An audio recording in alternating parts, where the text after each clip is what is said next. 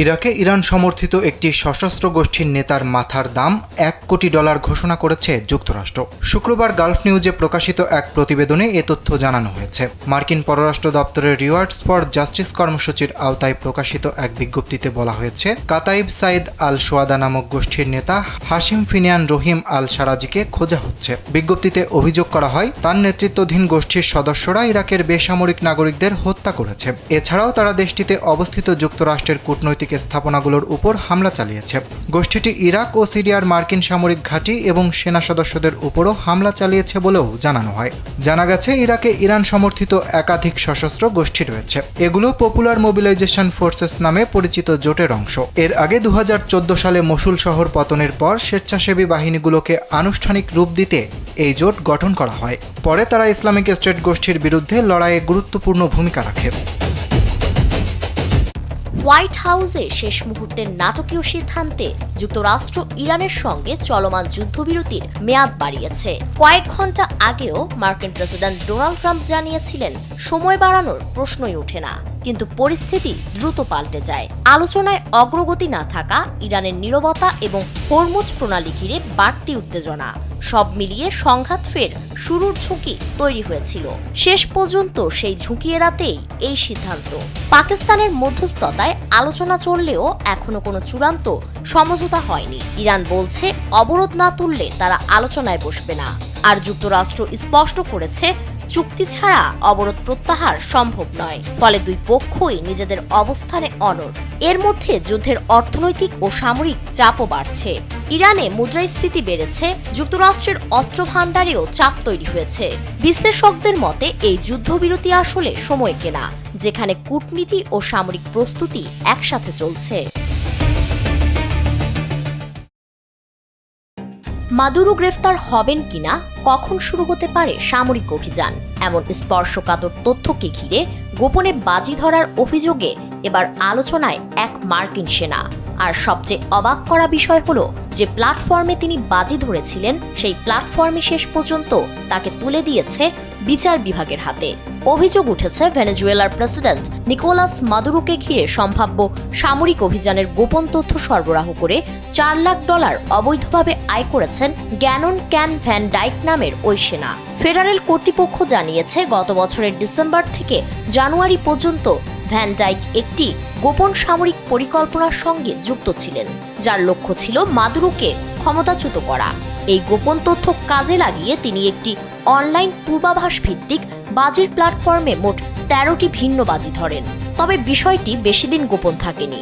অস্বাভাবিক লেনদেন শনাক্ত করে প্ল্যাটফর্ম কর্তৃপক্ষই তাকে চিহ্নিত করে এবং বিষয়টি আইনশৃঙ্খলা বাহিনীকে জানায়। এরপরই শুরু হয় তদন্ত। এ ঘটনায় তার বিরুদ্ধে সরকারি গোপন তথ্যের অপব্যবহার, জালিয়াতি সহ একাধিক অভিযোগ আনা হয়েছে। দোষী প্রমাণিত হলে তার সর্বোচ্চ 60 বছর পর্যন্ত কারাদণ্ড হতে পারে। ঘটনাটি ঘিরে রাজনৈতিক মহলেও শুরু হয়েছে আলোচনা। বিশেষজ্ঞদের মতে, যুদ্ধ বা রাজনৈতিক পরিস্থিতি নিয়ে বাজি ধরার এই প্রবণতা দিন দিন বাড়ছে, যা শুধু নৈতিকতার প্রশ্নই তোলে না, বরং নিরাপত্তা ব্যবস্থার দুর্বলতাও সামনে নিয়ে আসে। মধ্যপ্রাচ্যে যুদ্ধ পরিস্থিতির মধ্যে শান্তি আলোচনার কথা উঠলেই মনে হয় সমাধানের পথ খুব কাছেই, কিন্তু বাস্তবতা বারবার সেই আশাকে পিছিয়ে দিচ্ছে। কারণ ইরানের ভেতরের রাজনৈতিক অস্থিরতা, নেতৃত্ব সংকট আর আস্থাহীনতার দেয়াল দিন দিন আরও উঁচু হচ্ছে।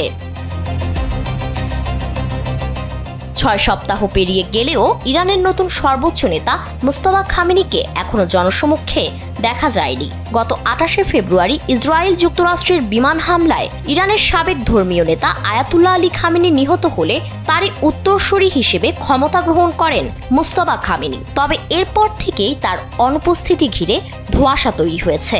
এই অনিশ্চয়তার প্রভাব সরাসরি পড়ছে ইরান ও যুক্তরাষ্ট্রের দ্বিতীয় দফা শান্তি আলোচনার উপর।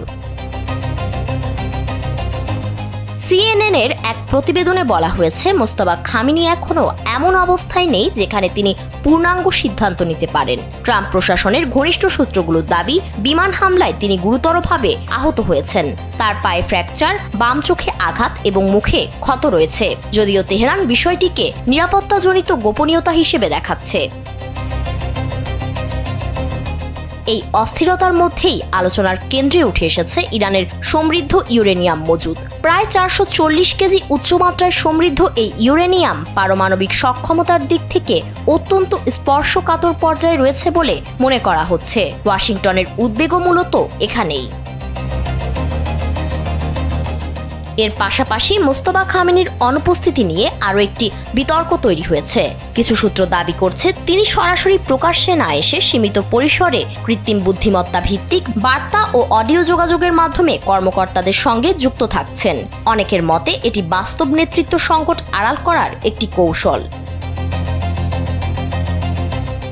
বিশ্লেষকরা মনে করছেন এই অনুপস্থিতি ইচ্ছাকৃতভাবে ব্যবহার করা হচ্ছে, যাতে যে কোনো কঠিন সিদ্ধান্তের দায় সরাসরি কারো ওপর না পড়ে। এদিকে পাকিস্তান ও ওমানের মধ্যস্থতায় নতুন করে আলোচনার চেষ্টা চললেও কূটনীতিকবিদরা বলছেন মোস্তফা খামেনির প্রকাশ্যে আসা ছাড়া শান্তি আলোচনা সম্ভব নয়। আপনি কোন জায়গা থেকে এই ভিডিওটি দেখছেন সেটাও লিখে জানান। আপনাদের কমেন্ট থেকেই আমরা জানতে পারি আমাদের ভিডিও কত দূর পৌঁছাচ্ছে। আর হ্যাঁ, পরবর্তী ভিডিওতে আমরা আপনাদের লোকেশন উল্লেখ করব, তাই মিস করবেন না। ভিডিওটা যদি আপনার ভালো লেগে থাকে তাহলে আপনার মূল্যবান মতামতটা অবশ্যই কমেন্ট বক্সে জানাবেন। লাইক, শেয়ার আর ফলো দিতে ভুলবেন না।